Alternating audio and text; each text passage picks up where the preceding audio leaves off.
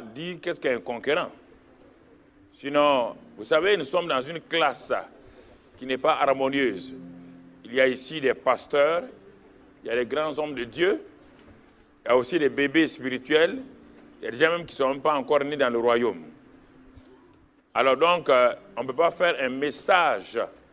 Le message doit être fait au niveau le plus bas, tout en permettant à ceux qui sont au niveau plus haut d'enraciner ce qu'ils ont compris. Et sinon, certains vont sortir, ils ont entendu quelques mots conquérants, renversés, terrassés, joués, dambadés. À la fin, c'est pour la question de qu'est-ce qu'on a dit exactement à cette conférence. Parce que, vous savez, dans un stade de football, il y a les spectateurs qui sont assis sur les gradins. C'est eux qui font le plus de bruit. Et ils ne sont pas des conquérants. Et ils sont des spectateurs. Vous comprenez? Ce sont des simples spectateurs. Il y a maintenant les joueurs qui sont sur le terrain, qui font partie de votre équipe. Et ce sont des conquérants, ils sont à la conquête de la victoire. Ils entrent dans le terrain avec la pensée qu'ils sont vainqueurs, oui ou non? Personne n'entre sur un terrain vaincu. Ça ne sert à rien de jouer au football en partant vaincu. On part comme vainqueur. En face de cette équipe-là, il y a maintenant l'autre équipe.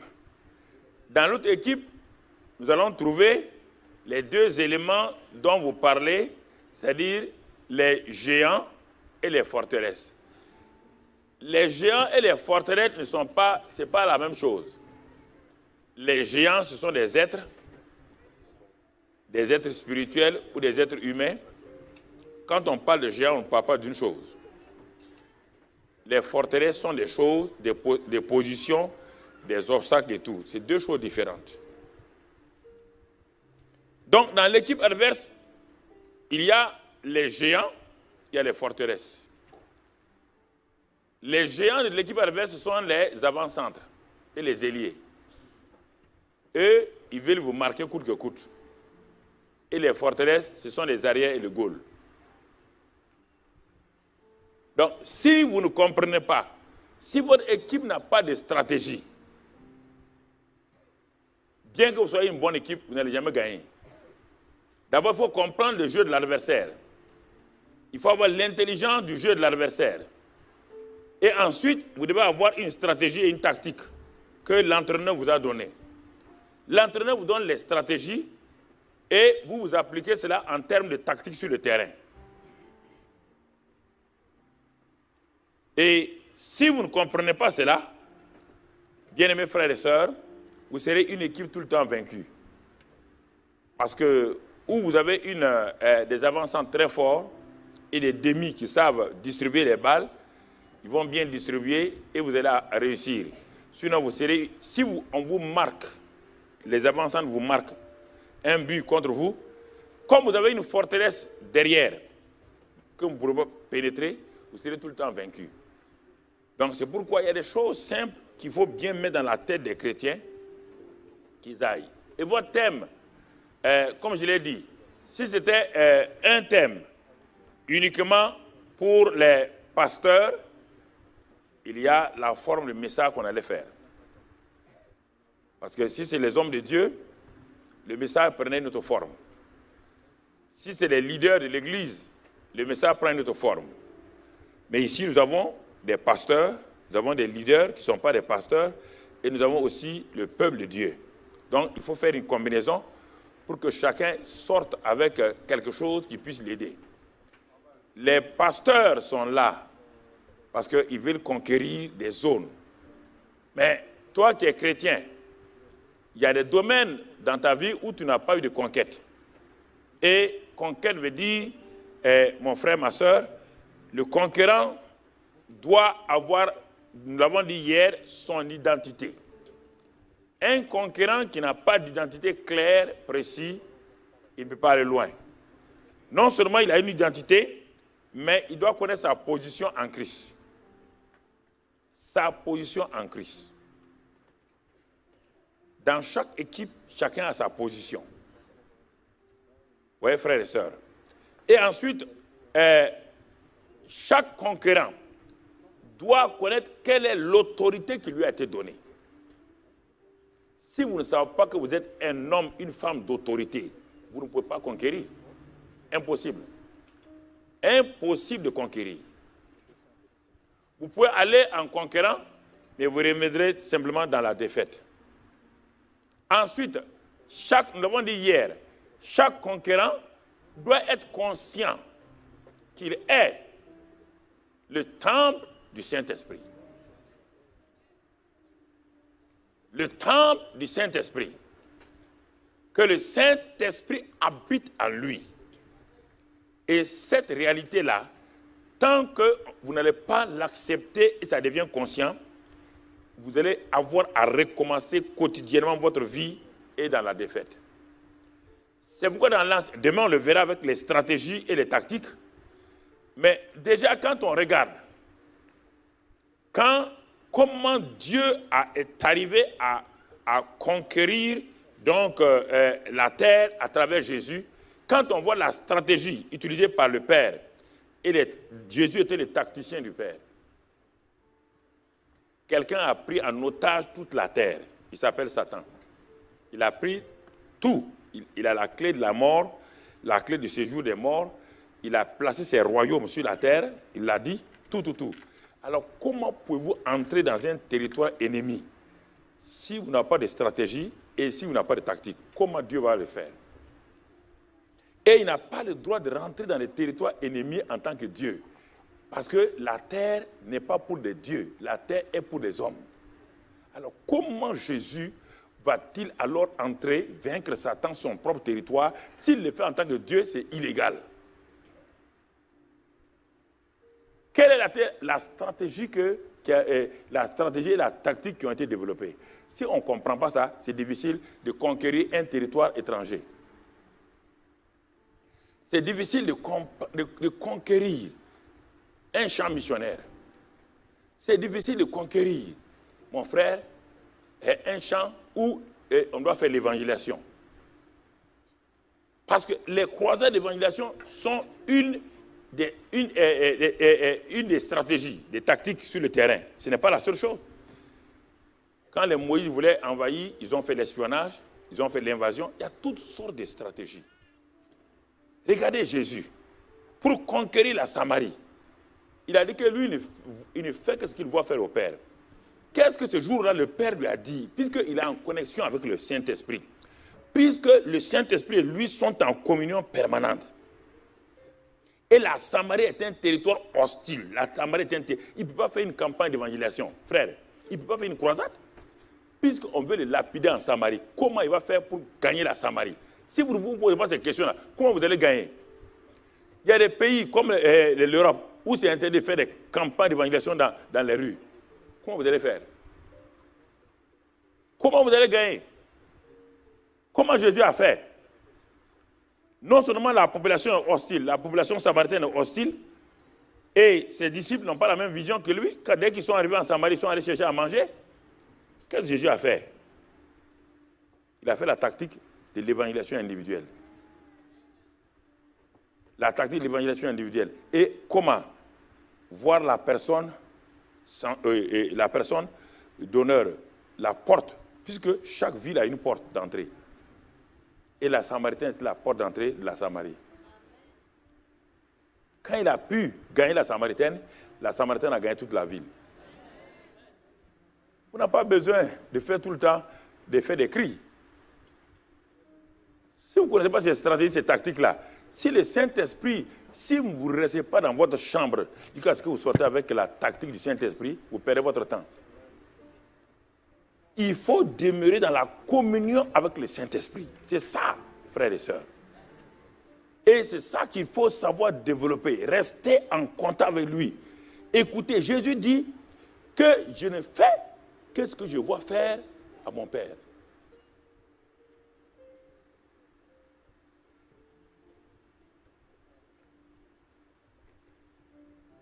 Dans chaque domaine, dans le domaine politique, dans le domaine économique, dans le domaine, je ne sais pas moi, dans toute chose, il faut que vous ayez ces éléments-là. Si vous n'avez pas ça, c'est difficile de prendre une ville. C'est pourquoi dans l'armée, comment l'armée? L'armée a quoi?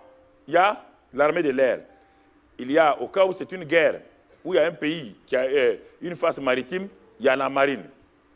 Il y a donc les fantassins, donc disons, il y a les commandos, il y a les chars, il y a tout. Mais il y a des moments où tout cela ne marche pas. Il faut envoyer une simple équipe de commandos qui vont déséquilibrer, créer la pagaille dans le pays pour faire croire que tout le pays est envahi. C'est pourquoi parfois on pose des bombes ici à gauche, à droite.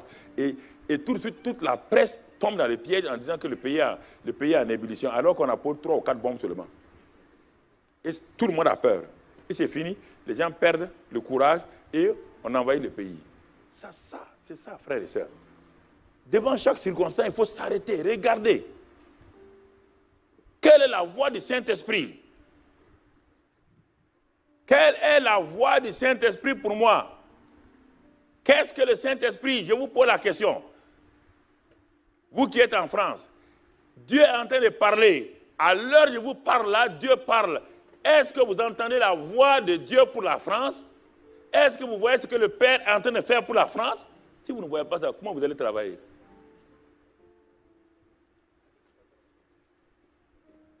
Dieu est en train de parler sur la France. Dieu est en train de dire, le Saint-Esprit est en train de travailler. Mais si vous n'allez pas dans la direction du Saint-Esprit, comment vous allez gagner la France? Vous allez gagner la France comment? Par quel moyen?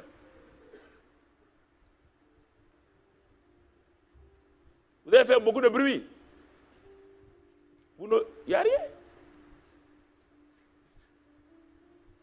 Quelle est la stratégie?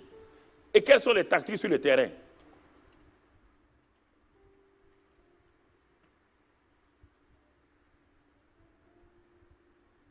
Billy Graham a dit, il y a longtemps, c'est le plus grand évangile de tous les temps, si on peut voir des temps modernes. Il dit, mais il va dans une ville. Il a 2000, 3000 convertis pendant la campagne. Parce que comme il a une onction surtout de gagner des âmes, les âmes se précipitent à chaque appel, ils viennent par milliers. L'année suivante, quand Billy Graham revient pour faire une autre campagne, il demande quels sont à toutes les églises, combien de personnes, parmi les 10 000 convertis là, combien de personnes sont dans les églises? Même pas 1000. Donc il y a un taux de déperdition de combien? 90%. C'est pourquoi Jésus n'opérait pas de la même manière que nous faisons actuellement. Jésus il scellait. Il est resté en Samarie. Quand il a gagné les Samaritains, il est resté en Samarie jusqu'à ce que les Samaritains aient dit à la femme là, il dit, tu nous as fait entendre Jésus, mais maintenant on l'a vu lui-même, on l'a écouté. Maintenant, à cause de ça, quand Philippe est parti plus tard en Samarie, quand Philippe est parti après l'enlèvement de Jésus, quand Philippe est parti, la Samarie était préparée. Il a fait des miracles, tout. Pourtant, c'était un terrain difficile. Mais Jésus avait déjà préparé la Samarie.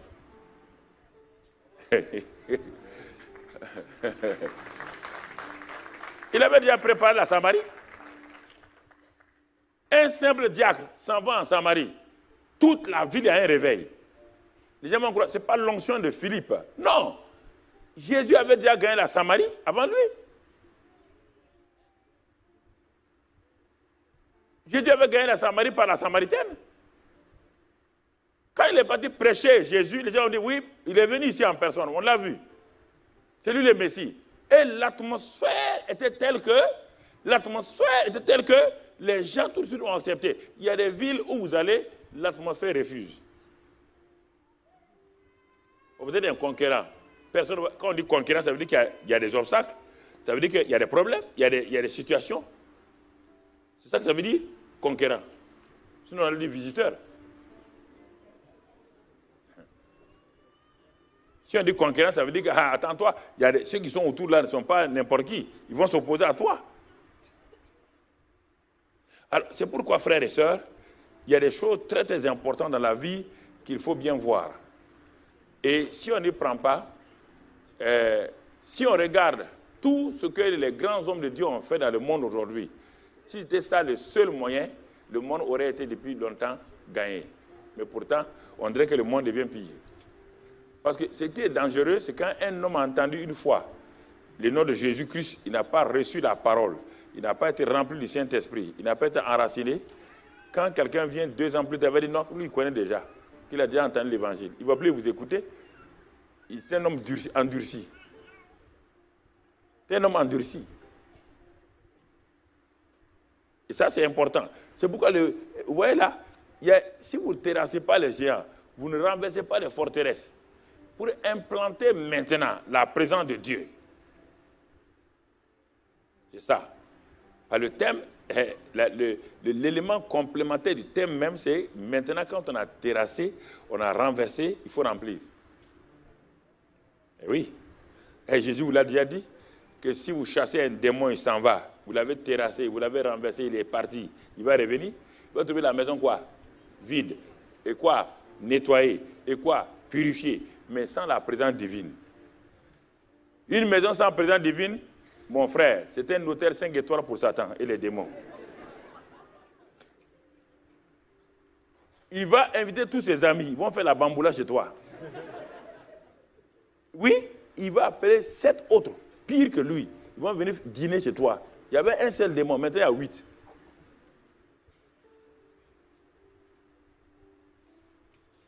Il y a des choses, des principes de l'ancien système que Dieu nous a donné.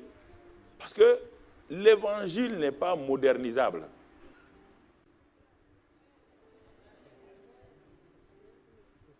Ce sont des principes, on ne modernise pas des principes. Et des lois spirituelles, on ne peut pas les moderniser.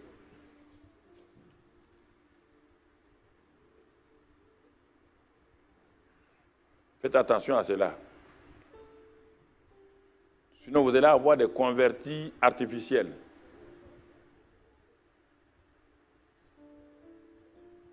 Des convertis artificiels qui ont levé la main, qui ont accepté, qui ont dansé, qui ont dit je crois en Jésus, mais 10 jours plus tard, vous les trouvez ailleurs. Et vous êtes choqués. C'est important que vous compreniez ça. C'est pourquoi on dit nouvelle création. Quand on dit nouvelle création, ce n'est pas possible que la nouvelle création soit pareille à l'ancienne.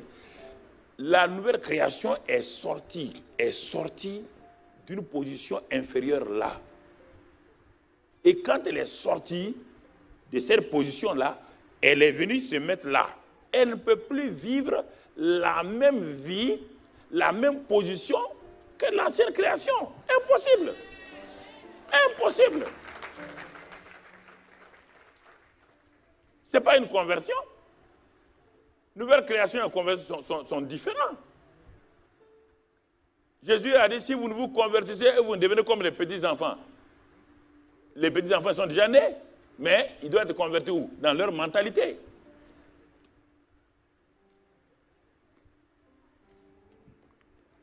Donc, le conquérant, c'est un homme, une femme, qui, comme je l'ai dit, connaît son identité clairement, il n'y a aucun doute, sa position en Christ, son autorité, sa capacité, son intégrité et son obéissance. Ça, on n'a pas besoin de 10 ans pour avoir ça, on n'a pas besoin de 3 ans de christianisme pour avoir ça. Dès qu'on est né de nouveau, tous ces éléments sont là, il faut les développer. Il faut les développer comment? Dans l'intimité avec le Saint-Esprit. Vous ne pouvez pas être un homme transformé, métamorphosé, si vous n'avez pas de communion, d'intimité avec le Saint-Esprit régulièrement. Impossible. Je n'ai pas dit prière. Non, la prière est importante. Je dis intimité. La prière, c'est un homme qui est en train de demander à Dieu de faire des choses pour lui. L'intimité, c'est de dire, Seigneur, je suis là, regarde-moi tel que je suis, je m'abandonne. Et l'intimité vous amène Dieu à faire des brisements dans votre vie. Il y a des choses qu'il pointe du doigt, il dit ici, là, tu dois laisser. La prière, on veut tout le temps recevoir pour ajouter. L'intimité, c'est Dieu qui te moule. Tu deviens de l'argile entre tes mains. Il te métamorphose et il te fait de toi comme le vase qu'il veut faire de toi. Il fait de toi un vase qu'il peut utiliser. Et nous avons vu hier le pays de la conquête.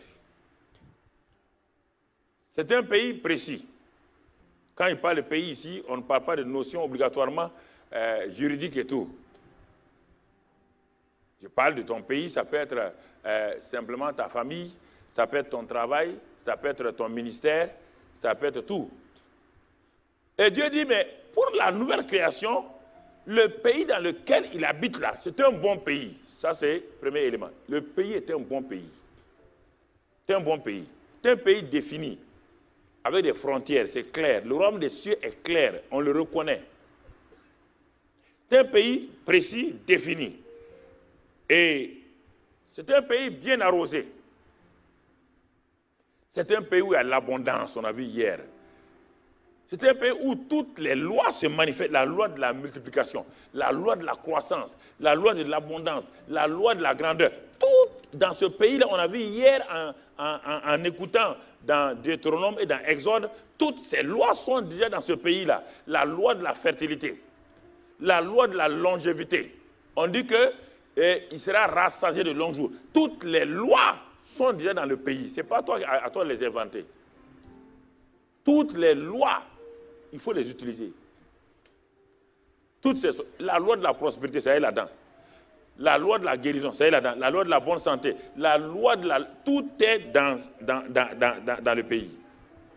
Tout. Tout est dans le pays. La loi de bien-être, tout. Tout est dans le pays. La question maintenant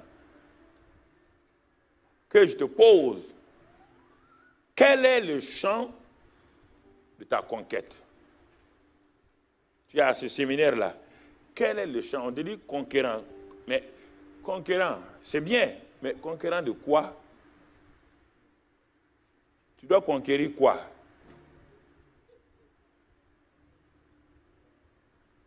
Il y a plusieurs domaines. Il y a conquérir des âmes, comme tout à l'heure, le bishop vient de dire. Mais il y a plusieurs domaines.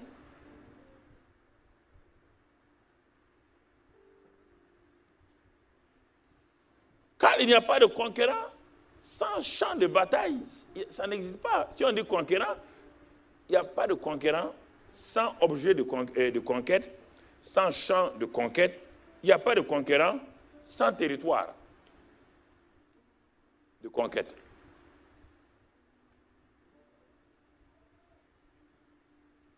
Et tu dois connaître de façon claire dans ta vie quels sont les domaines, parce qu'il y a conquête à deux niveaux. Il y a les conquêtes personnelles et les conquêtes générales. Les conquêtes personnelles, conquête de ton caractère. La conquête de tes mauvaises habitudes. Si tu n'arrives pas à maîtriser tes mauvaises habitudes aujourd'hui, Satan va se taire et demain, il va les exposer.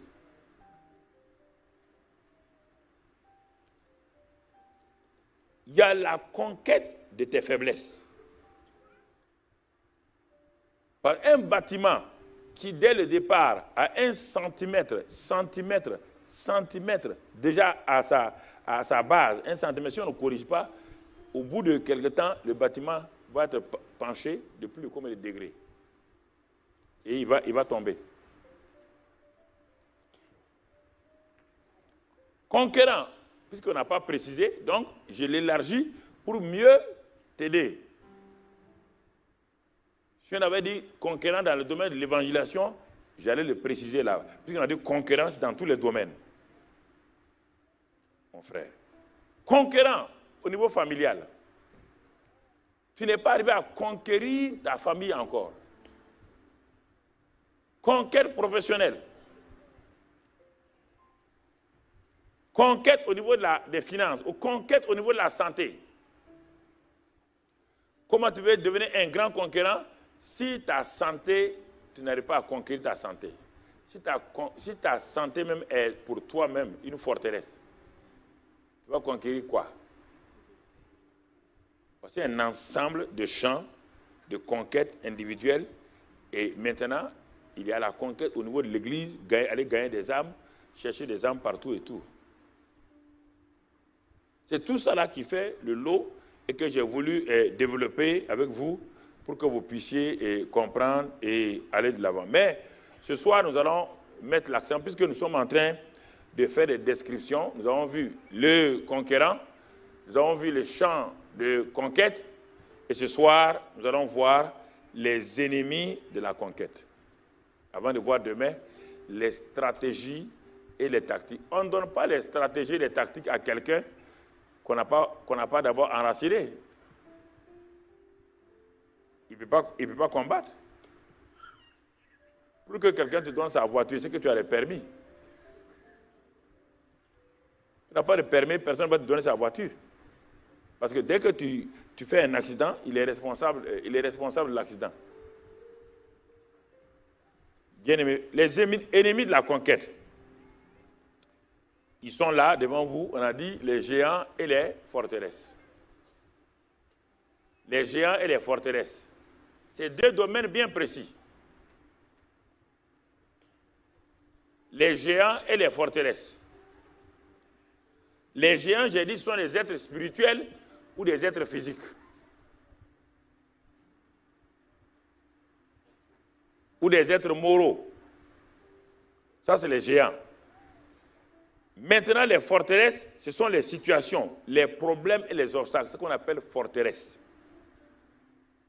Un homme n'est pas une forteresse, un démon n'est pas une forteresse. Non, c'est un géant. Parce que les géants réfléchissent, les géants agissent comme toi, ils cherchent. Les forteresses, ce sont des choses inamovibles, ce sont des choses qui sont mises en toi. Et encore là, il y a des forteresses venant de l'extérieur, il y a des forteresses venant de toi. Il y a toi-même qui a bâti des forteresses en toi et ça peut te créer des problèmes. Alors nous allons voir les géants. Dieu n'utilise jamais le mot géant. Ce sont les hommes qui utilisent le mot géant. On parle de géant, mais vous ne verrez jamais Dieu utiliser le mot géant. Quand Dieu parle de tout ça là, il leur donne leurs noms normaux. Mais c'est les hommes qui, dans leur réaction face à ces êtres-là, que les hommes les appellent des géants. Regardons dans Deutéronome 7, verset 1. Quand vous lisez la Bible, il faut la lire complètement et avec une suite. Deutéronome 7, verset 1. Lorsque l'Éternel, ton Dieu, t'aura fait entrer dans le pays dont tu vas prendre possession et qu'il chassera devant toi beaucoup de nations. Beaucoup de nations. Vraiment, il va chasser les nations. Et ces nations-là, écoutez leurs noms, les Hétiens, les Girgasiens, les Amoréens, les Cananéens, les Phérésiens, les Héviens et les Jébusiens, 7 nations plus nombreuses et plus puissantes que toi. Dieu nous montre quelque chose ici maintenant.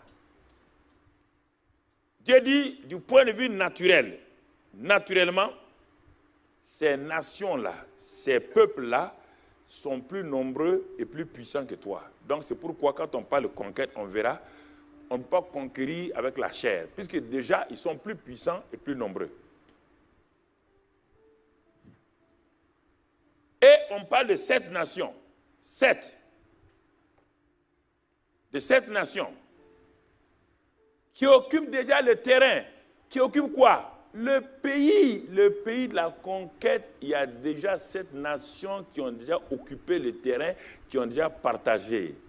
Et Dieu appelle, écoute, mais Dieu ne veut pas faire peur. Il dit ça, ce sont des nations.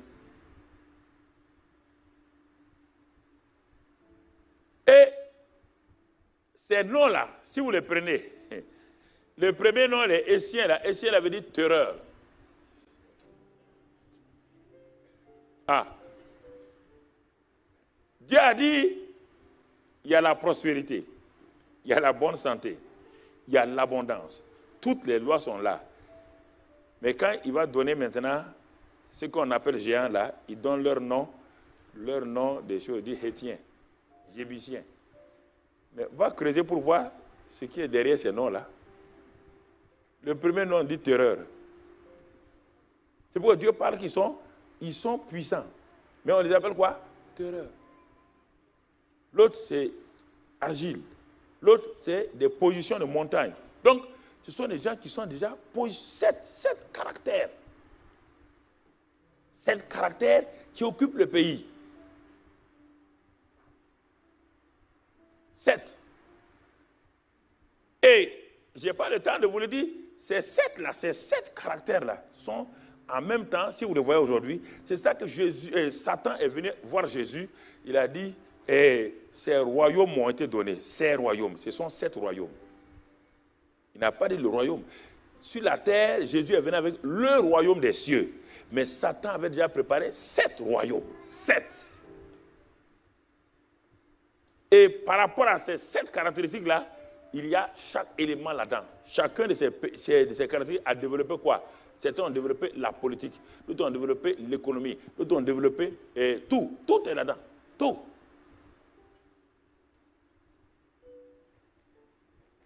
Tout est là-dedans. Satan a occupé le terrain. C'est la même chose. Comment un terrain occupé, on peut entrer et puis prendre position. C'est la même chose avec Jésus plus tard. Comment le monde qui est déjà occupé par tous les royaumes de Satan, par Satan sait que quelqu'un va venir. Il a déjà entendu dans Genèse 3 que la postérité de la femme va l'écraser. Donc il ne connaît pas la porte de la femme. Il ne connaît pas. Non, il a fait quoi? Il a pris en otage tous les domaines. Tous les domaines politiques, social, sport. Il a tout pris en otage. Et on va voir comment il va venir. Regardez, c'est la même chose. L'Ancien Testament, c'est la racine. Le Nouveau Testament, c'est l'arbre en réalité. Il n'y a rien, il n'y a pas de contradiction entre l'Ancien Testament. C'est l'ombre, l'autre, c'est la réalité. Si vous voyez mon ombre, je ne suis pas loin.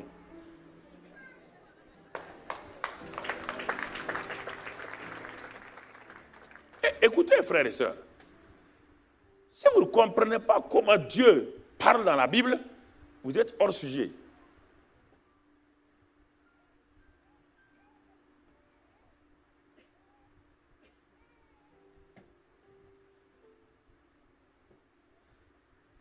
Le verset 2. Le verset 1 peut faire peur. Le verset 2. Deutéronome 7. Quand vous lisez, ne vous arrêtez pas à un verset. Continuez. Si vous arrêtez à un seul verset, vous allez avoir des problèmes. Continuez. Il dit, maintenant, qu'est-ce qu'il dit? Après avoir dit qu'ils sont plus nombreux et quoi? Plus puissants. Si vous arrêtez là-bas, c'est fini, vous allez vous décourager. Mais qu'est-ce qu'il dit? Lorsque l'Éternel, ton Dieu, te les aura livrés et que tu les auras battus. Ils sont nombreux, ils sont puissants. Mais Dieu dit que tu vas faire quoi? Il va te les... Lui-même va te les... Pour que tu les battes, il faut que Dieu te les livre. Je vous ai dit, Dieu ne vous demande jamais de faire quelque chose que lui-même n'a pas déjà livré. Quand Dieu dit, prenez possession du pays, il dit, je vous donne déjà le pays. Un pays que Dieu ne vous a pas donné, un champ que Dieu ne vous a pas donné, ne vous aventurez pas. Sinon, vous serez totalement détruit. Ne vous aventurez pas. Comprenez ce que je vous dis, c'est les choses simples. C'est l'ABC de la Bible comme ça, c'est l'ABC. L'ABC.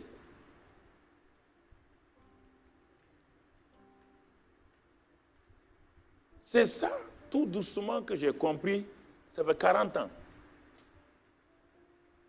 41 ans, 73, juin 73. Nous sommes en juillet 2014. 41 ans. Où ça a été des larmes, où ça a été des difficultés.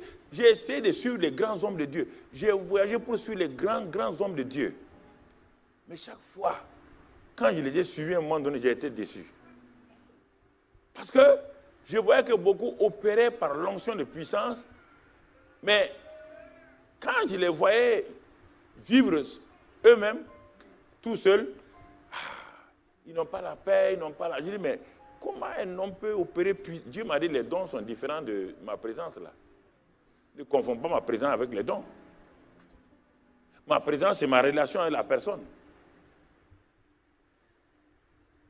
Ma présence, c'est ça. C'est la réalité. Mais le don, tout le monde peut exercer le don, puisque j'ai donné une onction à Satan, qu'on appelle l'onction Mimchak, à Lucifer. quand il m'a trahi, il a gardé la même onction. C'est avec ça qu'il opère aujourd'hui, mais une onction pervertie. Mais il n'a plus ma présence. Il n'est plus dans ma présence. C'est pourquoi il n'a pas la joie. C'est pourquoi il développe la haine, l'amertume. Il dit, quand tu vois quelqu'un faire un ministère qui développe l'amertume, la haine, la peur, ça ne va pas chez lui. Il a des dons, mais il n'a pas l'assurance. Il a des dons, il n'a pas l'assurance. Lucifer a eu les dons. Et il était dans la présence de Dieu. Quand il a voulu trahir Dieu, Dieu lui a retiré sa présence. Mais Dieu dit qu'il ne se répand pas de ses dons, de ses appels. C'est écrit dans la Bible. Dieu lui a laissé l'onction qu'il avait, qu'on appelle l'onction Mimshak. Lis dans Ésaïe et dans Ézéchiel, tu verras. La musique, le commerce, tout ça, c'est lui. Il a développé ça rapidement. Mais Satan n'est jamais dans... Aucun démon n'a la paix. Aucun. Les démons sont dans l'anxiété en permanence. C'est pourquoi si tu suis les démons, tu ne peux pas avoir la paix. Parce qu'il te manque cette présence effective de Dieu. Cette présence consciente de Dieu là. C'est ça qui apporte la paix, la joie. C'est pourquoi le Saint-Esprit est venu vivre en nous. Il est venu vivre en nous, nous donner la paix. On n'a pas la paix avec Dieu seulement. On a la paix de Dieu en nous. Tant que cette paix n'est pas là, tu ne peux pas opérer. Tu as peur d'aller témoigner à quelqu'un. Tu n'as aucune assurance. Alors, donc nous voyons ici, les 7 nations sont là. Ce sont ces 7 nations-là que Dieu dit qu'il va les livrer et ils vont les battre. Donc, avant d'aller à la conquête, avant de terrasser vos géants, vous devez avoir une parole de Dieu avec vous. Vous ne pouvez pas aller par présomption, par ambition, attaquer les géants. Et encore, Dieu ne les a pas appelés géants. Pourquoi on dit géants? Ce n'est pas Dieu. Dieu les a donné des noms et il les a appelés nations. Mais qui leur a donné le nom géant? Regardons nombre 13. Regardons nombre 13. N'oubliez pas, c'est les mêmes peuples là. Nombre 13. Quand Moïse a envoyé les 12 espions et qu'ils sont revenus, voici ce qu'ils racontèrent à Moïse. Nous sommes allés dans le pays où tu nous as envoyés. À la vérité, c'est un bon pays. C'est un pays où coule le lait et le miel et en voici les fruits. Mais, vous voyez bien, le peuple qui habite ce pays est puissant. Il n'y a rien de nouveau. Dieu avait déjà dit ça, non? Dieu leur avait déjà dit que les gens sont quoi? Ils sont nombreux et puis quoi? Est-ce qu'un leader a besoin de venir décourager son peuple en disant le pays où on nous a envoyé là, le pays est puissant? Dieu vous avait déjà averti que ces peuples-là, non seulement ils sont nombreux, mais ils sont aussi puissants. Et à cause de ça, Moïse choisit 12 leaders. 12 leaders des chefs, des gens qui sont censés comprendre la réalité. Et ils s'en vont, ils viennent dire ce que Dieu leur a déjà dit. Et ils disent ça au peuple. Mais si un leader dit que le peuple-là est puissant, vous voulez que le peuple fasse quoi? Vous voulez que le peuple de Dieu fasse quoi? Vous criez en eux la peur. Ce n'est pas fini? Continuons, s'il vous plaît. Est puissant, les villes sont fortifiées. Vous voyez les forteresses, les villes. Le pays est puissant. Les gens sont puissants, mais les villes sont fortifiées, très grandes. Et nous avons vu des enfants d'Anak. Je pose la question, quand Dieu a présenté les 7 nations-là, il a parlé d'Anak? Il a parlé d'Anak? Ok. Qui va parler d'Anak? C'est pourquoi les forteresses là, ce n'est pas Satan tout le temps qui les fait. Ce n'est pas Satan. Et la suite, s'il vous plaît. Les Amalécites habitent la contrée. Ils ont les Étiens, les Jébusiens, c'est que Dieu a déjà dit. Oui ou non? On a déjà vu ça, non? Ils citent les mêmes choses. Mais, allons-y. La suite du verset. La suite du verset, s'il vous plaît. Caleb fit taire le peuple qui murmurait contre Moïse. Il dit, montons, emparons-nous du pays, nous y serons vainqueurs. On va... le Verset 33 maintenant, verset 33. 33, allons plus loin. 33.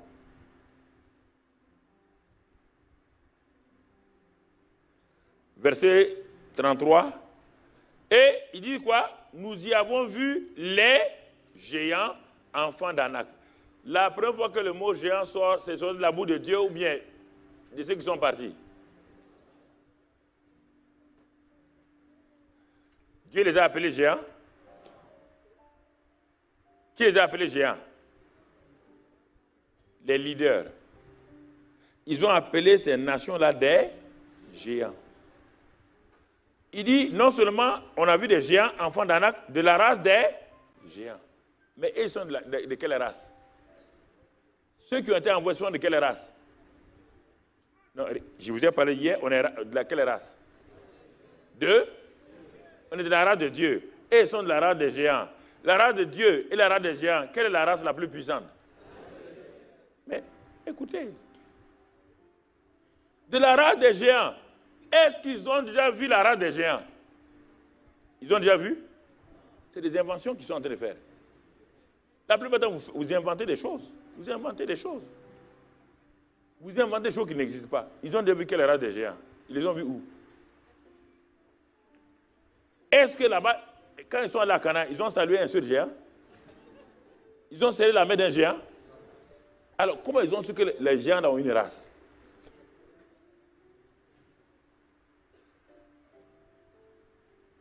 Vous inventez des choses contre vous-même. Vous avez vu des enfants d'Anak de la race des géants. Toi, tu es de la race de Dieu. Toi, tu es de la famille de Dieu. Et il y a la famille de Satan là-bas. Et toi-même, tu l'appelles race des géants. Mais, les deux races-là, quelle est la race la plus puissante? C'est la race de Dieu.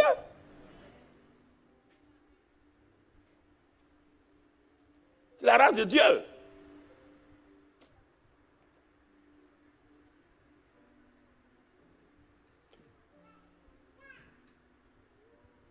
Sur les 12 leaders, il y a 10 qui ont appelé ça race des géants.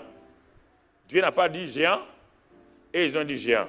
Il y a 2 seulement qui ne vont pas utiliser le terme géant. Il y a 2 qui ne vont pas utiliser le terme géant. Regardons maintenant Nombre 14, verset 9. Nombre 14, verset 9. Seulement, ça c'est Caleb qui parle. Caleb dit seulement, ne soyez point rebelles contre l'Éternel et ne craignez point les gens de ce pays. Caleb les a appelés quoi?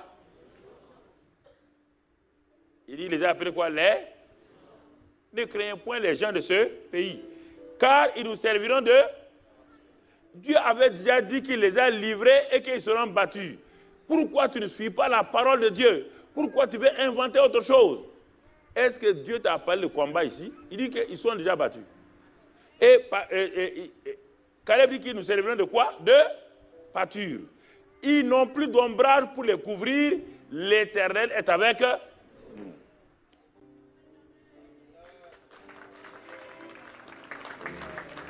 Ça, c'est ce que j'appelle la mentalité Josué calébienne. Si vous n'avez pas de mentalité Josué calébienne, c'est 2 générations. Caleb est un ancien, Josué est un nouveau. Il faut aujourd'hui cette mentalité des jeunes et des anciens, la mentalité Josué, mais c'est Caleb, l'homme qui a la vision. Mon frère, l'homme qui a des rêves. Et tout jeune doit avoir quelqu'un, un ancien, dans lequel toutes ses visions vont se réaliser.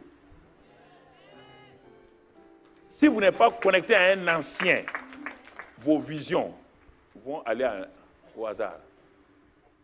Parce que les visions que vous avez déjà, ce sont des rêves accomplis par les anciens. Ils savent d'où votre vision commence, ils savent où ça va se terminer. Donc Josué s'est lié à qui? À Caleb. Et il a laissé Caleb parler. Caleb dit non, ils sont la pâture. Les gens du pays là, il n'y a rien. L'Éternel est avec nous. L'Éternel est avec nous. Il est avec nous, frères et sœurs. Vous ne pouvez pas être conquérant sans cette mentalité-là. N'allez pas prier inutilement. N'allez pas perdre votre temps à prier, jeûner. Si vous sortez de votre jeûne de prière avec la mentalité d'un vaincu, ça ne vous servira à rien. Vous perdez, vous mieux aller manger. La vie chrétienne n'est pas une vie de Djanjoba. Hein? Où on s'en va, on vient, on danse, on boit, on mange. Non. C'est la vie divine qui est venue sur la terre. La vie divine qui est impartie dans un être humain, la vie divine. Sans ça, il n'y a rien. N'essayez même pas, ne vous aventurez pas. Vous serez simplement du sandwich entre les mains de Satan. Beefsteak. Il va vous manger cru. Il faut développer la mentalité, la conscience de Dieu en nous et avec nous. Et c'est ça, c'est ça. Plusieurs fois, on a voulu tuer Jésus. On l'a pris. Les gens de Nazareth l'ont pris. Ils sont arrivés au-dessus d'un précipice. Ils voulaient le jeter. La Bible dit que Jésus a fait tout juste demi-tour comme ça. Parce qu'il sait qu'on ne peut pas le tuer.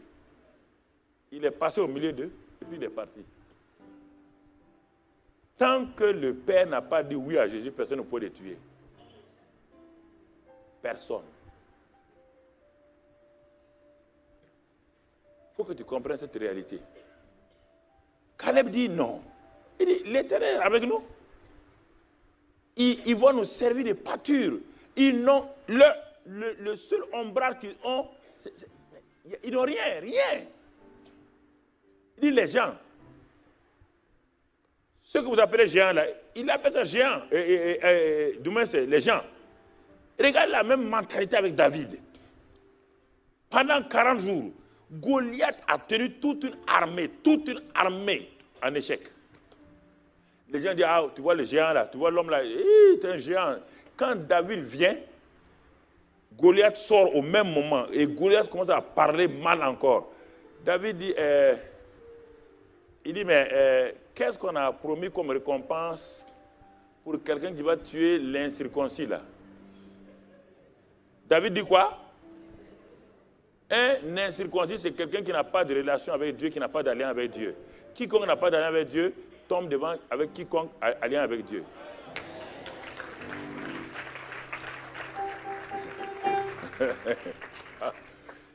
Quiconque, qu'il soit grand comment, il n'a qu'à avoir toutes les positions. Il n'a pas d'alliance avec Dieu. Il ne peut pas tenir devant un homme qui a une alliance avec Dieu. Si vous savez ces choses-là, si vous laissez vos pensées là se développer, je vous pose la question, quels sont ceux qui ont élevé une forteresse en Israël? C'est Goliath? Non. C'est l'armée d'Israël qui a eux-mêmes qui ont mis une forteresse dans leurs pensées. Qui ont mis. Il faut t'asseoir toi-même, prendre un bic et décrire ta vie de pensée et d'imagination. Tu seras étonné. Ta vie de pensée et d'imagination, c'est terrible. Assois-toi et écris ça. Ce que tu penses tous les jours, ce que tu imagines chaque jour. Mais tu vas tomber à terre là, tu vas commencer à pleurer. Tu vas savoir que tu es une source dangereuse de pensée et choses. Satan n'est qu'un simple vendeur de pensée, d'image, d'imagination dans un supermarché. Dans un supermarché, il y a des étalages, il y a tout. Mais c'est toi qui viens acheter. Il y a trop de clients de supermarché de Satan. Écoutez, Satan envoie des pensées. Il envoie des pensées à tout le monde. Il les a envoyées à Jésus. Il les envoie à Paul. Il n'y a personne sur la terre à qui Satan n'envoie pas des pensées, il les envoie. Tout le monde est au même niveau. Il n'y a pas un seul qui n'a pas à qui on n'envoie pas des pensées mauvaises. Il n'y a pas un seul homme. Jésus a eu les pensées impures. Les pensées impures, ce n'est pas un péché. Les pensées impures, ce n'est pas un péché. Qui les a envoyées? Satan les balance, il te les vend. Mais malheur à toi si tu les achètes. Tu vois les vendeurs ambulants tout le temps là, tu achètes toutes leurs marchandises? Hein? Alors, pourquoi tu achètes les marchandises du marchand ambulant Satan? Pourquoi tout le monde dit que c'est moins cher, la camelote? Pourquoi tu les achètes? C'est toi qui les achètes? Satan envoie une pensée. Résiste. La Bible dit résister, renoncer, restaurer. Tout, les heureux, tout Dieu te dit de le faire. Il dit de le faire. Toi, tu ne veux pas le faire.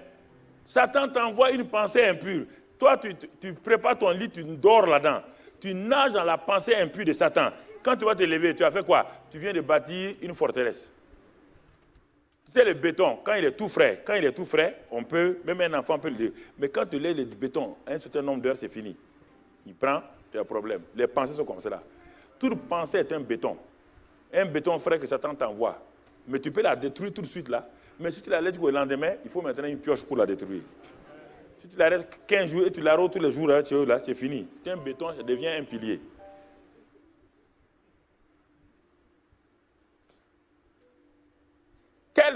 C'est ça, frère. C'est ça qui fait que les gens n'avancent pas. Ils n'avancent pas. David a refusé, il dit un incirconcis. Un incirconcis. Et deuxièmement, quand David regardait Goliath, il ne voyait pas un géant. La preuve que David, pour vaincre Goliath, a refusé l'épée de Saül. Il a refusé l'épée de Saül. C'est ça. Il a refusé. Qu'est-ce qu'il a utilisé? Il a utilisé un lance-pierre avec des cailloux. C'est-à-dire que Goliath était pour lui quoi? Un oiseau. On tue les oiseaux avec quoi? Lance-pierre. Ça dépend de ta mentalité.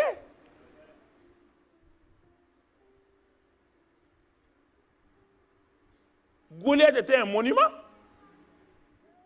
Mais David a refusé de regarder Goliath. Parce que David s'est juché sur les épaules de Dieu. Et quand on est sur les épaules de Dieu, tout Goliath devient un nain.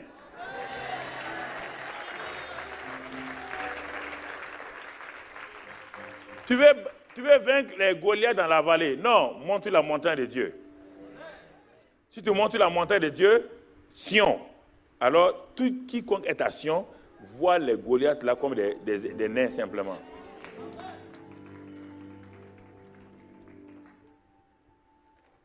Je vais poser les bases. C'est pourquoi hier, ce soir, je vais poser. Demain, on va voir les stratégies. Comment faire? Comment tu vas donner une stratégie à quelqu'un s'il n'a même pas de bases? Frère, il y a tout. Moïse savait que le peuple avait des problèmes. Ils ont eu peur de Pharaon. Mais Moïse, quand Dieu a travaillé Moïse au buisson ardent. Moïse est resté, je ne sais pas combien de jours au buisson ardent. Mais quand Moïse quittait le buisson ardent, il n'y avait plus aucune peur en lui. Tu n'as jamais vu Moïse, pendant le temps où il est rentré chez Pharaon, là, avoir peur. Moïse connaissait bien Pharaon. Vous imaginez un homme qui a la plus grande armée de l'époque, comme les États-Unis aujourd'hui, l'Égypte. Et ses soldats ont des épées de tous les côtés. Voici un homme qui rentre avec un simple bâton chez Pharaon, va rencontrer Pharaon, va défier Pharaon. Aucune des gardes n'enlève son couteau pour profondre Moïse. Pourquoi? Il rentre, il sort, il défie l'homme le plus puissant de la terre et rien ne se passe. Parce que Moïse avait rencontré Dieu. Moïse est sorti de la présence de buisson ardent. Non seulement équipé, couvert, revêtu. Et Dieu dit, tu vas être Dieu pour Aaron, et Aaron sera ta bouche, ton prophète. Va, rentre.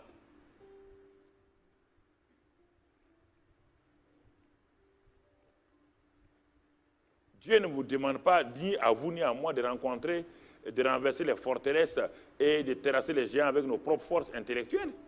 Si c'est ça, là, mais nous serons des biscuits pour eux. Dieu ne vous a jamais demandé ça. Dieu va vous demander ces choses-là. Dieu vous équipe et vous envoie. Et sa présence est avec vous. Sa présence était dans la nuée en permanence.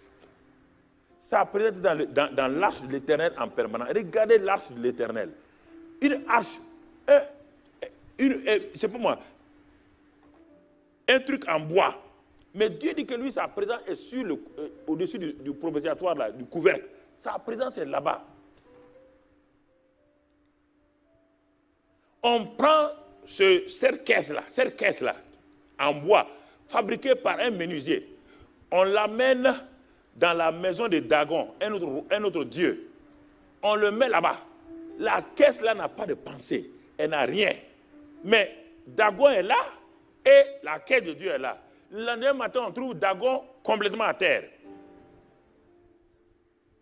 On relève Dagon, on le repose. Le surlendemain, on trouve Dagon, la tête coupée et les bras coupés. Ça veut dire que son raisonnement et ses œuvres sont coupées.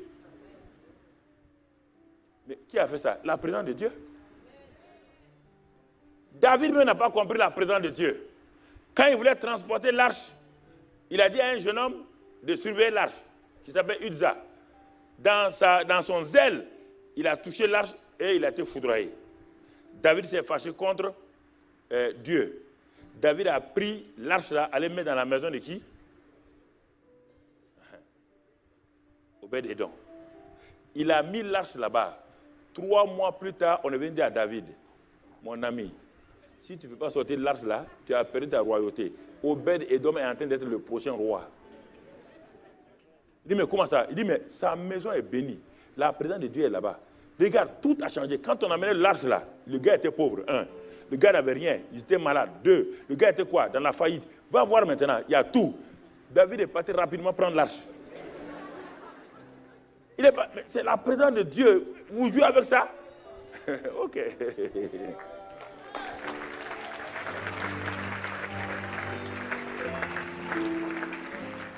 La présence de Dieu, c'est la présence de Dieu. Ce n'est pas Josué, ce ne sont pas les cris qui ont fait tomber la muraille. L'arche était devant eux. Il a dit que Josué a ouvert les journées par quoi? À cause de l'arche. Il dit, les Lévites, les Kéatites porteront l'arche. Dès qu'ils mettront les pieds dans l'eau, ils vont s'arrêter. Les journées vont s'ouvrir. La présence de Dieu. Si vous oubliez ça dans votre vie chrétienne, vous qui êtes en Europe, vous avez trop de magazines. Vous êtes des magasins.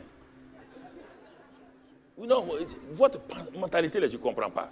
C'est-à-dire que vous croyez que Dieu, là, vous pouvez, c'est un petit ordinateur, on peut le taper dessus, tac, tac, tac, on ne veut pas ça, on efface, on active, on réactive, on désactive.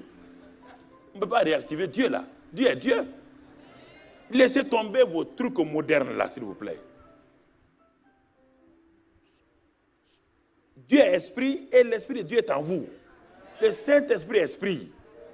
Il n'est pas un objet, il n'est pas un gadget. Vous ne pouvez pas moderniser la vie chrétienne.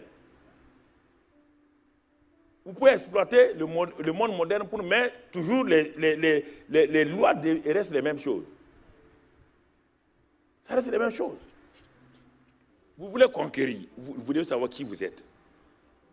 Si on vous dit, ah, mais toi, tu te prends pour qui? Tu crois que toi, tu peux faire quelque chose? Non, non, non, je t'ai passé là. Sinon, vraiment, s'il vous plaît, un peu. C'est quoi ça? Un prince? Tu as déjà vu un prince comme ça? Un prince monte la poitrine. Mais vous avez peur d'affirmer ce que vous êtes. Vous pouvez être conquérant si vous refusez d'affirmer ce que vous êtes. Vous allez être conquérant comment? Comment?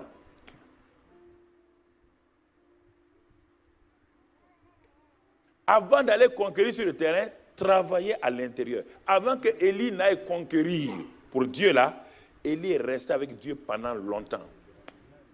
Il y avait 7000 personnes qui n'avaient jamais fléchi les genoux devant Baal, mais on n'a jamais entendu leur nom.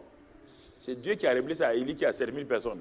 Mais le seul conquérant, le seul, est que Élisée a appelé mon père, char d'Israël, sa cavalerie. Un seul homme qui est l'armée d'Israël. Un seul homme, Élie. Il s'est tenu dans la présence de Dieu.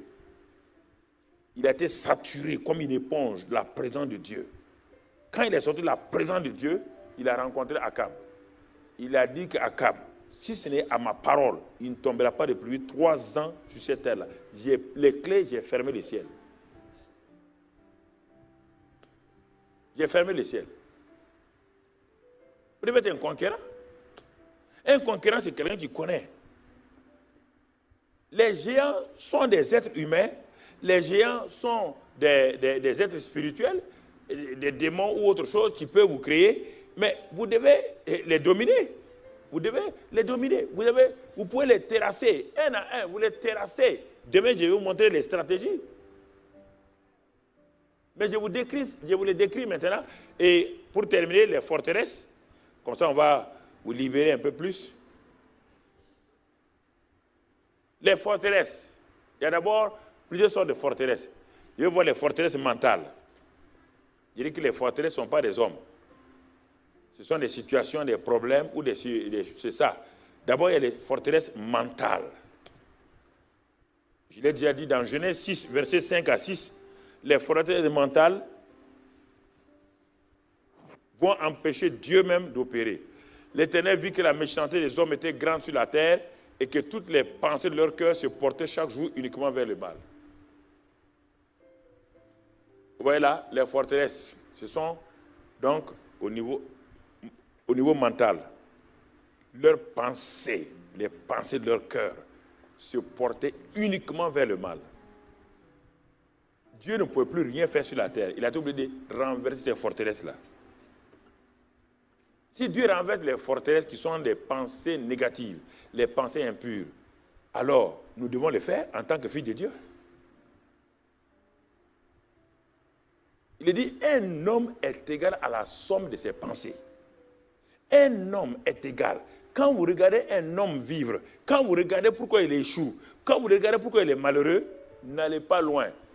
Dites-lui, raconte-moi ta vie de pensée. Et quand tu vas entendre ça, tu vas tomber. Parce que la vie de ses pensées, c'est ça qui a fait de lui l'homme ou la femme qu'il est.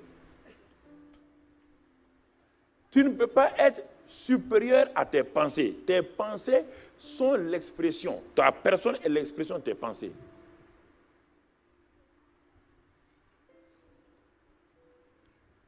Tout travail qu'on te confie, et tu es déjà négatif là-dedans, sois sûr que tu vas échouer. Ton échec là, c'est l'expression des pensées que tu vis, l'imagination dans laquelle tu vis. Ce n'est pas quelques bonnes pensées que tu as, non. Il dit, chaque jour, leurs pensées uniquement vers le mal. Dieu ne pouvait plus rien faire avec eux. Dieu a été obligé de renverser les forteresses des pensées, de ces forteresses mentales-là. Il a été obligé d'envoyer le déluge pour nettoyer tout ça. Il a envoyé le déluge pour nettoyer. Si tu veux réussir, il faut que tu aies ton déluge pour nettoyer toutes ces pensées négatives. Le sang de Jésus-Christ est là. Il est dit dans Romains 12, 2, il dit que ne vous conformez pas au présent siècle, aux pensées du présent siècle, à la manière de penser du présent siècle, mais soyez renouvelés, transformés du moins, par le renouvellement de vos pensées. Le renouvellement de vos pensées. Si vous ne vous disciplinez pas dans le renouvellement de vos pensées, vous serez toujours, quoi qu'on fasse, les prières qu'on va faire, vous serez toujours ce que vos pensées sont chaque jour. Chaque jour. Si vous pensez que vous êtes né dans une famille pauvre et que vous ne pouvez pas vous en sortir, c'est fini. Si vous pensez que vous ne pouvez pas réussir ici, là, vous êtes tant, parce que vous êtes africain, vous êtes noir, c'est fini pour vous.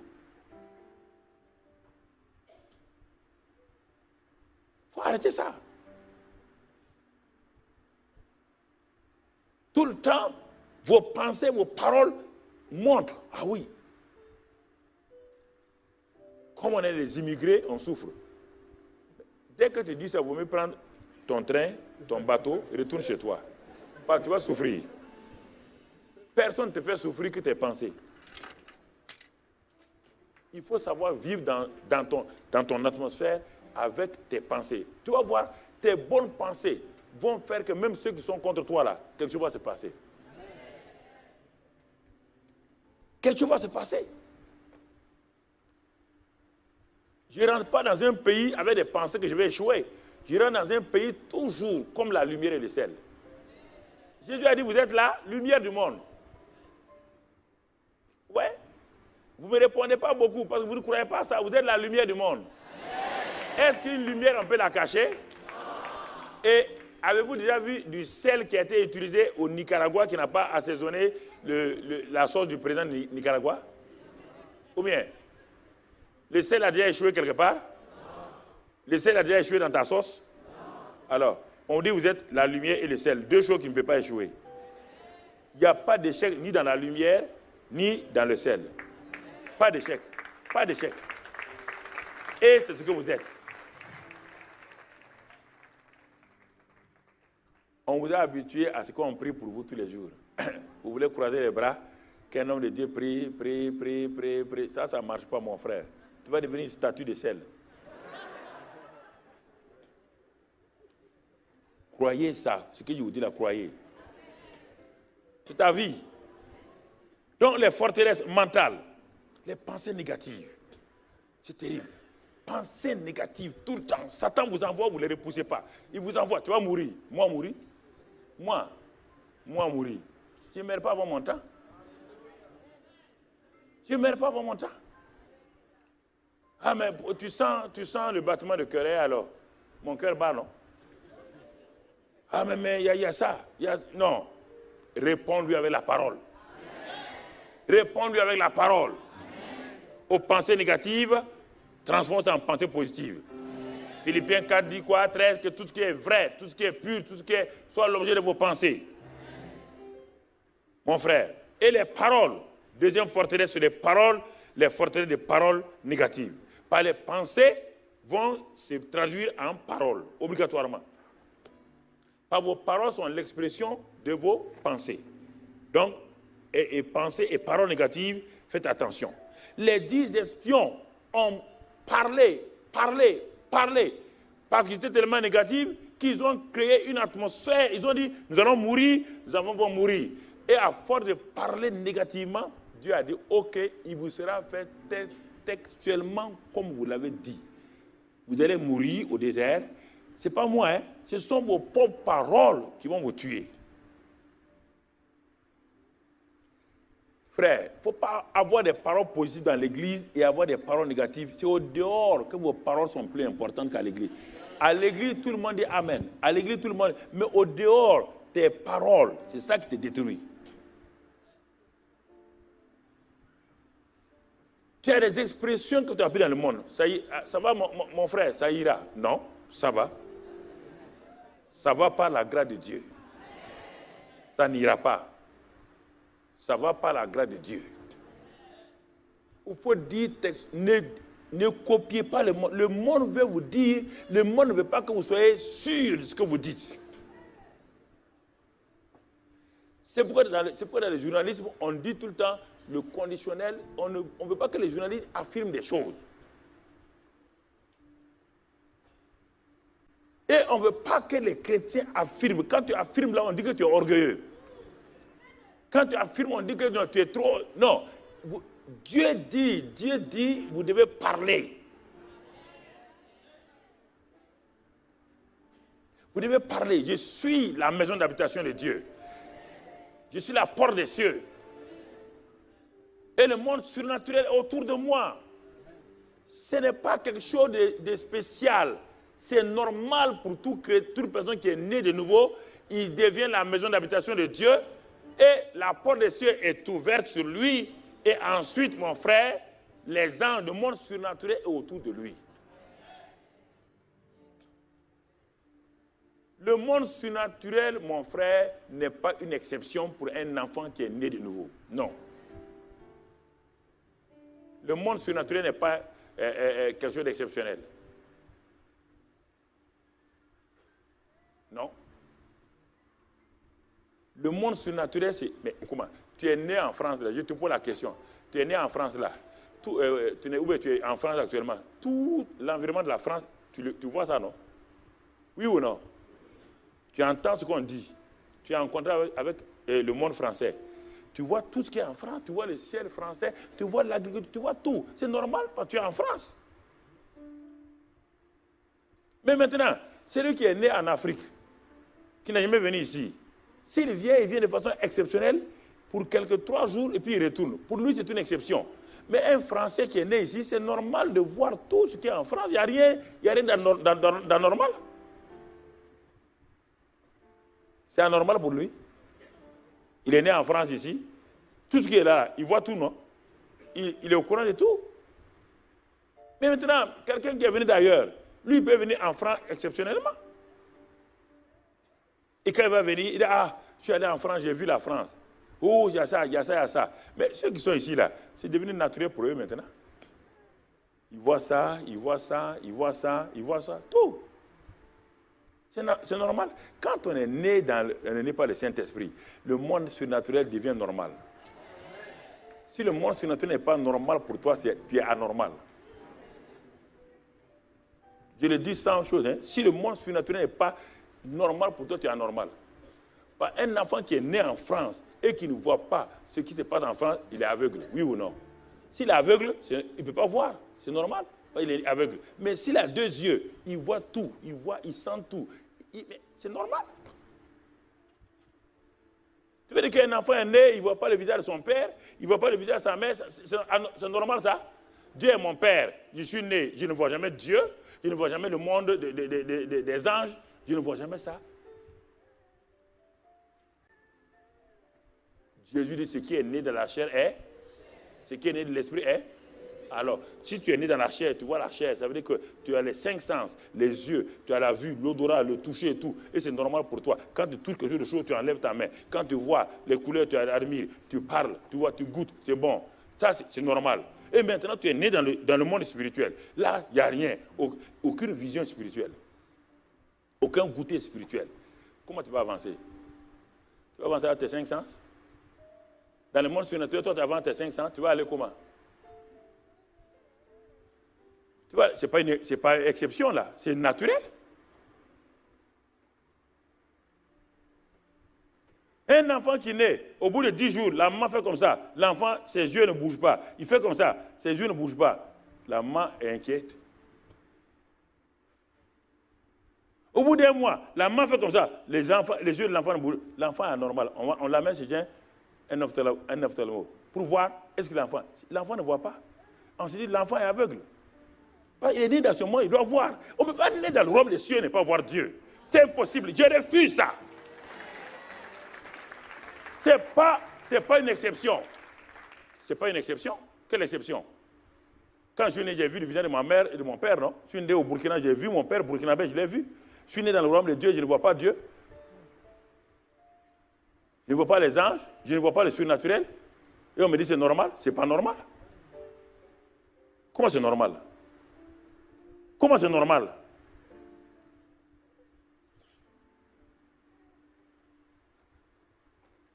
Tu es né dans le royaume des lions. Tu vois quoi? Tu vois des ânes? Tu vois des lions? C'est normal, non? Autour de toi, il n'y a que quoi? Des lions. Tu es né dans le royaume des cieux. Dans le royaume des cieux. Qu'est-ce que Jésus a dit à Nicodème? Que si un homme est né de nouveau, il ne peut quoi? Voir. Alors, écoute-moi. Si un homme est né de nouveau, il ne peut pas voir le royaume des cieux. Ça veut dire quoi? Le contraire de cette phrase-là, c'est quoi? Non, mais traduis la phrase autrement. Chaque phrase a 2 éléments, non? Jésus a dit le négatif. Si un homme est né de nouveau, il ne peut. Ça veut dire quoi? L'autre phrase? S'il naît, il voit quoi?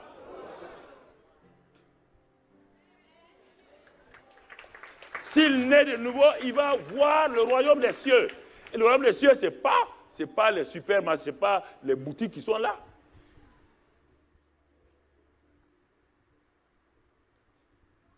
Vous voulez vivre la vie naturelle dans le surnaturel, c'est impossible. La vie naturelle ne peut pas vivre le surnaturel. Une fourmi ne peut pas vivre ma vie, mais si je rentre dans une fourmi, ma vie qui est dans la fourmi va faire tout ce que je peux faire actuellement. Dieu rentre dans un homme et cet homme peut opérer. Ce n'est pas normal. Une fourmi, je ne peux pas dire à une fourmi de transporter ma Bible, parce que ma Bible même va écraser la fourmi. Oui ou non? Mais si je rentre dans la fourmi, si je peux rentrer dans la fourmi, Mamadou Philippe dans la fourmi, vous comprenez? C'est Mamadou Karami dans la fourmi là, peut prendre sa propre Bible, car ce n'est pas la fourmi qui porte. La fourmi n'est que l'enveloppe de Mamadou Karambiri. Je suis l'enveloppe de Dieu. Le Dieu qui est éternel, qui est surnaturel, est en moi. Et il continue à faire ce qu'il fait en tant que Dieu, il peut le faire à travers moi.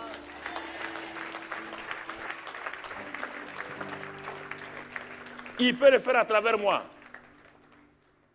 5 minutes. Les forteresses mentales, les forteresses visuelles. Ce que vous voyez, vous devez voir.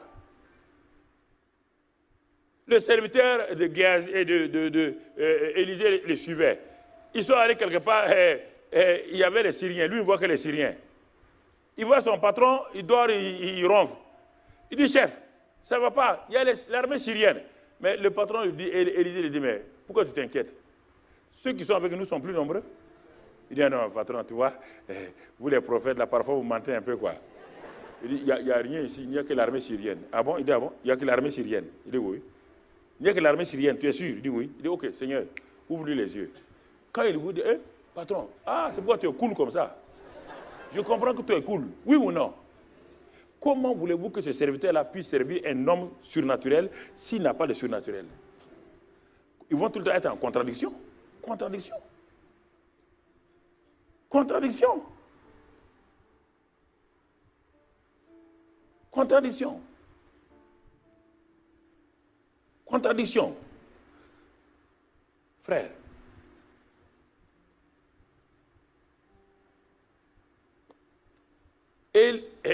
Ézéchiel voyait les ossements secs, Dieu voyait une armée. Ézéchiel, vous voyez, il était limité par sa vision. Il voyait les ossements secs. Dieu dit, moi je vois une armée. Ézéchiel dit non. Dieu dit, je vois une armée. Mais maintenant, pour que ces ossements secs deviennent armée, il y a 2 choses que tu dois faire. Tu dois d'abord parler la parole et ensuite tu dois communier avec le Saint-Esprit. Sinon, c'est impossible. Vous entendez? C'est le secret, tous les secrets. Parle la parole et communie avec le Saint-Esprit. Et tu vas voir, il a parlé la parole. Dès qu'il a parlé la parole sur les ossements secs ont commencé à bouger. Quand il a parlé au Saint-Esprit, il a communié avec le Saint-Esprit, la vie est rentrée et ils sont devenus une armée puissante. Dieu voyait déjà une armée. Partout où vous allez, pasteur, Guadeloupe, Belgique, Congo, partout où vous êtes, Canada, partout où vous êtes, si vous ne voyez pas une armée, Jésus regarde la foule dans Matthieu 9, 36. Jésus voit une foule, on dit une foule languissante, abattue et tout. Mais Jésus voyait des brebis.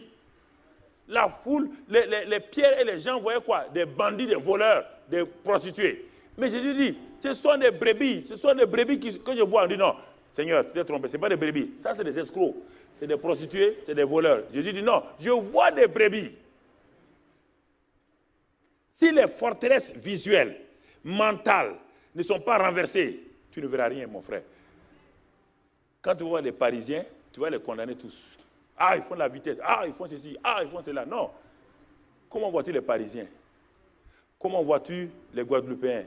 Comment vois-tu les Congolais? Comment vois-tu les Canadiens? Comment vous les voyez? Vous voyez qui? Vous n'avez pas la vision de Dieu. Comment vous allez les gagner? Si vous ne les voyez pas comme Dieu les voit, vous allez les gagner comment? Vous voyez vos voisins, tout le temps ils font la musique, c'est des grands buveurs. Et mais tout le temps vous les condamnez. Ce sont des soulards. Vous ne gagnerez jamais. Ils sont sous parce qu'ils ont un problème. Ils sont vides. Il veut remplacer. Dans chaque homme, il y a la pensée de l'éternité. Et si Dieu ne vient pas, on oublie de mettre l'alcool, on oublie de mettre la drogue, on oublie de mettre les plaisirs sexuels. Parce que cet endroit ne peut être rempli, satisfait que par Dieu. C'est pourquoi ils font toute la nuit, ils crient. Crie à Dieu, va avec le surnaturel. Et alors, ils seront convaincus. Vision, les forteresses visuelles, les forteresses mentales, les forteresses de parole, les forteresses émotionnelles. Forteresses émotionnelles. La peur, l'intimidation, la haine, tout cela. Ça, ce sont les forteresses comme ça. Élie a fait descendre le feu. Élie a fait descendre le feu. Mais Élie, il ne savait pas qu'il avait une forteresse en lui. Il a fait descendre le feu. Il a dit à Dieu, si c'est toi qui m'as dit de faire ça là, je le fais. Et effectivement, il a fait, le feu est descendu. Élie est parti s'asseoir chez lui. Le lendemain matin, il est assis chez lui. Il est en train de raconter ça. Un envoyé de Jézabel vient. Et dit, la reine me dit te dire, si d'ici demain, ta tête reste sur toi, elle n'est pas reine. Tu viens de dégorger hier, tu as envoyé le feu hier, tu as égorgé les prophètes de Baal, ceux qui détiennent le pouvoir. et une simple parole d'une femme, d'une reine. Émotionnellement, Élie n'était pas au top niveau. Et c'est pourquoi il aimait envoyer le feu sur les gens. C'est un grand prophète, mais il aimait parce qu'il n'est pas équilibré à l'intérieur. Un homme de Dieu peut être comme ça, mais il n'est pas équilibré. Vous les voyez comme ça, ils sont dans l'anxiété, stressés. C'est ça. Il est stressé. Il est stressé. Il faut un équilibre intérieur, un équilibre extérieur. Sinon, le ministère, à un moment donné, Satan vous crée des problèmes. Toi, tu as fait descendre le feu hier. Cette bonne femme-là envoie, tu t'arrêtes. Et tu lui parles. Son successeur, Élisée, a fait quoi? Quand il y avait la famine en Samarie, et que tout le monde attendait la mort, et que le roi a dit d'aller couper la tête d'Élisée. Mais avant que l'envoyé n'arrive, Élisée a vu ça. Il a dit, voyez, le roi veut me couper la tête. Et il a dit à Dieu, donne-moi une parole. Dieu dit, demain à cette heure-là, vous aurez la nourriture en abondance. Il avait une parole. Élie n'avait pas de parole. Élie s'est basé sur le feu, l'onction, mais sans parole. Quand la parole est venue, Jésus a répondu à Satan par des paroles. Satan envoie des paroles, Jésus envoie des paroles. La première victoire de Jésus, c'est ça? La victoire de la parole. Si vous n'avez pas de parole, Satan vous envoie la peur, les émotions, la haine, l'intimidation. Vous allez dire quoi? Vous allez vous-même vous détruire, vous allez dire des paroles négatives. C'est ça les forteresses. Forteresses visuelles, mentales, paroles, émotionnelles et tout. Et ensuite, les géants.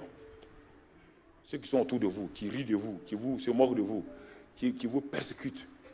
Alors, si tous ces gens-là, demain on va voir comment les stratégies et les tactiques maintenant, j'en ai parlé un peu, mais demain on va détailler un peu plus.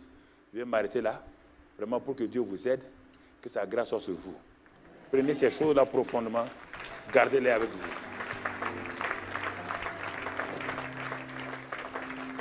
On va prier, on prie pour terminer. Père de grâce, merci ce soir. Merci pour ton amour et ta grâce et ta bonté.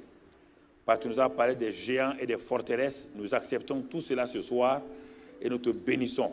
Parce que tu nous as éclairé sur ces géants, ces forteresses. Nous voulons y entrer là-dedans et demeurer là-dedans, marcher avec assurance. Père, sois béni et sois loué pour ton peuple. Au nom de Jésus. Amen. Si ce message vous a fait du bien et vous voulez recevoir Jésus-Christ comme votre Sauveur et Seigneur, faites cette prière avec le docteur Mamadou Karambili. Seigneur Jésus, Jésus, tu es l'agneau de Dieu que Dieu a donné pour le salut de l'humanité. Je te reçois comme agneau de Dieu. Je confesse par ma bouche que tu es Seigneur. Tu es mort pour mes péchés. Tu as pris tous mes péchés. Et maintenant, tu m'as justifié. Et j'ai reçu le pardon de mes péchés par ton Saint-Esprit. Je suis né de nouveau dans ton royaume. Je suis enfant de Dieu. Merci Seigneur. Cela est fait. Amen.